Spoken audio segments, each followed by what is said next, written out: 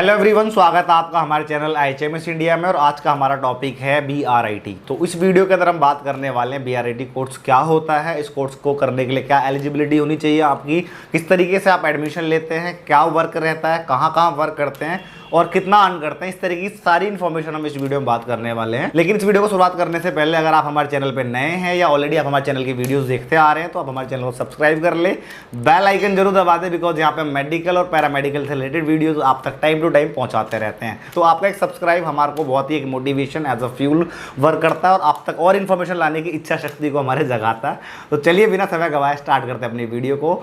तो सबसे पहले हम जानते हैं BRIT होता क्या है। तो BRIT का मतलब होता है bachelor of radio imaging technology. Means यह पैरामेडिकल का एक बैचलर कोर्स है। Bachelor means under graduate course है या UG कोर्स भी कह सकते हैं, या एक तरीके से आपका ये डिग्री कोर्स है। तो ये एक तरीके से बैचलर कोर्स है। इसके अंदर जैसे कि आप देख सकते हैं कि इसके अंदर radio imaging technology means paramedical का वह ब्रांच जिसके अंदर डिसीज बीमारी को जांचने के लिए जो डायग्नोसिस मतलब जांच करने के लिए जो तकनीक यूज होती है, उस तकनीक के अंदर जो मशीन्स जो डायग्नोसिस के जो मशीन्स होते हैं उन मशीन्स को आप रन करते हैं, उन मशीन्स को आप चलाते हैं। लाइक समझिए BRIT इस bachelor of radio imaging technology में किस तरीके प्रोसीजर क्या क्या करते हैं आप, जैसे कि इसके अंदर आप CT स्कैन करते हैं, CT स्कैन के अलावा आप MRI या आप एक्सरे करते हैं, अल्ट्रासाउंड भी आप इसी कोर्स के अंदर परफॉर्म करते हैं, फ्लोरोस्कोपी, PET, इस तरह की सारी चीजें आप परफॉर्म करते हैं as an radio imaging technician या रेडियोग्राफर, एज एन रेडियोग्राफर। तो इस कोर्स को करने के बाद BRIT कोर्स करने के बाद आप एक रेडियोग्राफर बनते हैं, जो कि आप रेडियोलॉजिस्ट के अंदर वर्क करते हैं।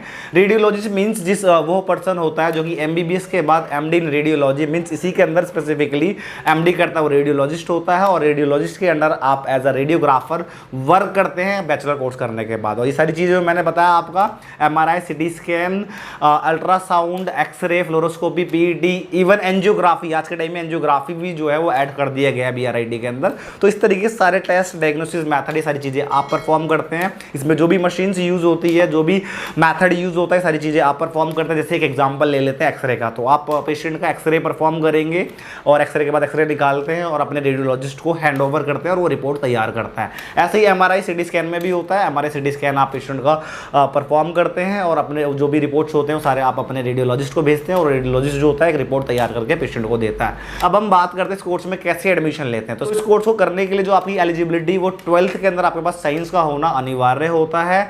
साइंस के अंदर फिजिक्स, केमिस्ट्री, बायोलॉजी का होना अनिवार्य है। अदरवाइज दूसरा जो ऑप्शन रहता है आपके पास यह रहता है कि डिप्लोमा अगर आपने रेडियोलॉजी में कराया है, सेम रेडियोलॉजी के अंदर आपने करा डिप्लोमा, तो आपको लेटरल एंट्री मिल जाता है और बैचलर कर सकते हैं। अदरवाइज इस कोर्स को करने के लिए, इस बैचलर को करने के लिए आपके पास 12 के अंदर साइंस का होना अनिवार्य है, फिजिक्स, केमिस्ट्री, बायोलॉजी का होना अनिवार्य रहता है और कम से कम आपका एक एवरेज जो है वो 50% मार्क्स का होना जरूरी है। तो इस तरीके से एडमिशन लेते हैं इसके अंदर आप।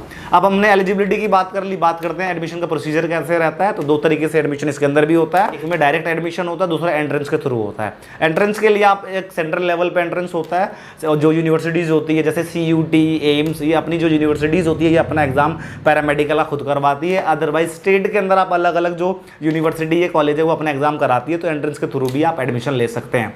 वहीं दूसरी तरफ आप डायरेक्ट एडमिशन लेते हैं। डायरेक्ट के अंदर आप यूनिवर्सिटीज जो होती है डायरेक्ट एडमिशन लेती है, तो आप डायरेक्ट के थ्रू भी आप एडमिशन ले सकते हैं इस कोर्स में। बात करते हैं फीस की, तो फीस जो है वो वेरी करता है अकॉर्डिंग गवर्नमेंट में नाम बराबर फीस होता है। कहीं कहीं आपको फीस ना भी देना पड़े, तो ऐसा भी हो सकता है कि फीस बिल्कुल ही ना हो, जीरो हो बिल्कुल ही, वो डिपेंड करता है आप किस कैटेगरी से है, आपने जो एंट्रेंस दिया किस तरीके से दिया, कितने नंबर, सारी चीज़ें वेरी करता है। और आपको इसका जो मैक्सिमम फीस है वो आपको जो पर सेमेस्टर जो देखने को मिलता है, पर सेमेस्टर मीन्स 6 महीने का, वो मैक्सिमम फीस 30,000 या 40,000 देखने को मिलता है। मिनिमम जो होता है आपका 4,000 5,000 रहता है। तो ये फीस की बात कर ली। तो अब हम बात करते हैं काम क्या करते हैं, आप कहाँ कहाँ वर्क करते हैं। तो काम एज अ रेडियोग्राफर काम करते हैं। काम वर्क आपका रहता है किसी बड़े हॉस्पिटल्स के अंदर जहाँ पे आपके ये मशीन जो मैंने बताया मशीन अवेलेबल है वहाँ वर्क करते हैं। डायग्नोस्टिक सेंटर में वर्क करते हैं। जहाँ जहाँ जिन बड़े हॉस्पिटल, छोटे हॉस्पिटल, जहाँ जहाँ ये फैसिलिटीज अवेलेबल होती है वहाँ आप वर्क कर सकते हैं, वहाँ आपकी वैकेंसीज होती है। ये इसके अलावा ओवरसीज मतलब आउट ऑफ कंट्री भी ठीक है आपकी वैकेंसीज होती है, आप वहाँ वर्क कर सकते हैं। तो अगर वर्क के बारे में और अच्छे से जानना चाहते हैं तो ऑलरेडी हमने वीडियो बनाई हुई है कि स्कोप आफ्टर रेडियोलॉजी कोर्स क्या स्कोप रहता है, कहाँ कहाँ वर्क करते हैं, तो हमने बनाया हुआ उस वीडियो को आप देख सकते हैं। लिंक आपको डिस्क्रिप्शन बॉक्स या आपको आई बटन में मिल जाएगा।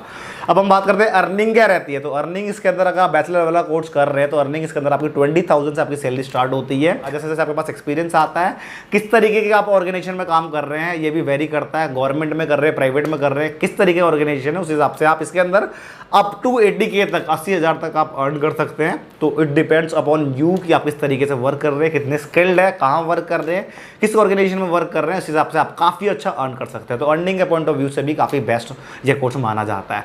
तो ओवरऑल हमने इस वीडियो में बात कर ली BRIT कोर्स के बारे में कि क्या एलिजिबिलिटी होनी चाहिए आपकी, किस तरीके से आप क्या काम करते हैं, कहाँ कहाँ वर्क करते हैं, कितना अर्न करते हैं, इस तरीके की सारी इन्फॉर्मेशन हमने इस वीडियो में जान ली। अगर अभी भी आपको कुछ डाउट है, अगर आप कुछ पूछना चाह रहे हैं BRIT कोर्स के बारे में, तो कमेंट बॉक्स में मेंशन करें। मिलते हैं इसी तरीके की इन्फॉर्मेटिव वीडियो के साथ नेक्स्ट वीडियो में। अभी के लिए बहुत बहुत धन्यवाद।